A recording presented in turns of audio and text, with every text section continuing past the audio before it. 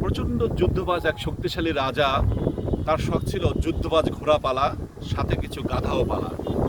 তো রাজা যখন ঘোড়ার আস্তাবলে যেত, ঘোড়ারা রাজাকে তেমন সম্মান দিত না।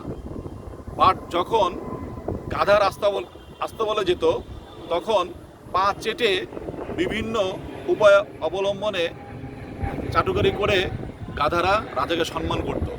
তো একদিন মন্ত্রীরা বলল যে রাজামশাই, এই ঘোড়াগুলোকে রেখে লাভ কি? ঘোড়াগুলো আমাদের কোনো কাজে আসবে না, ঘোড়াগুলোকে বিক্রি করে দিই। তো তখন সেই মন্ত্রীদের পরামর্শে রাজা ঘোড়াগুলো বিক্রি করে দেয়। তো প্রতিবেশী দেশের রাজা যখন জানতে পারে যে যুদ্ধবাজ ঘোড়াগুলি রাজা বিক্রি করে দিছে, এরকম বোকামি কাজ করেছে, তখন পাশের প্রতিবেশী রাজা ওই দেশটি দখল করে।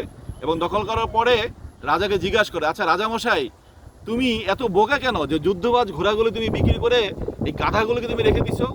তখন রাজা বলল যে এটা আমার মন্ত্রীদের পরামর্শতে আমি এই কাজটা করেছি। তো আমাদের আশেপাশে এরকম চালাক বন্ধুবান্ধব কলিগ আছে, তাদেরকে আমরা ফেলে দিয়ে আমরা এরকম গাধা বন্ধুবান্ধব এবং সার্কেলের সাথে চলি। এইটা আমাদেরকে অ্যাভয়েড করতে হবে। যারা চাটুকার গাধার মতো, এই গাধা দিয়ে আমাদের চলবে না।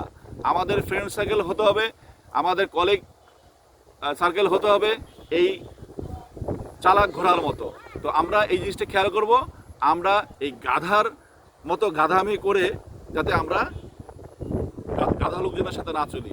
আমরা অবশ্যই চালাক ঘোড়ার এই সার্কেলটাকে মেনটেন করবো, চলবো।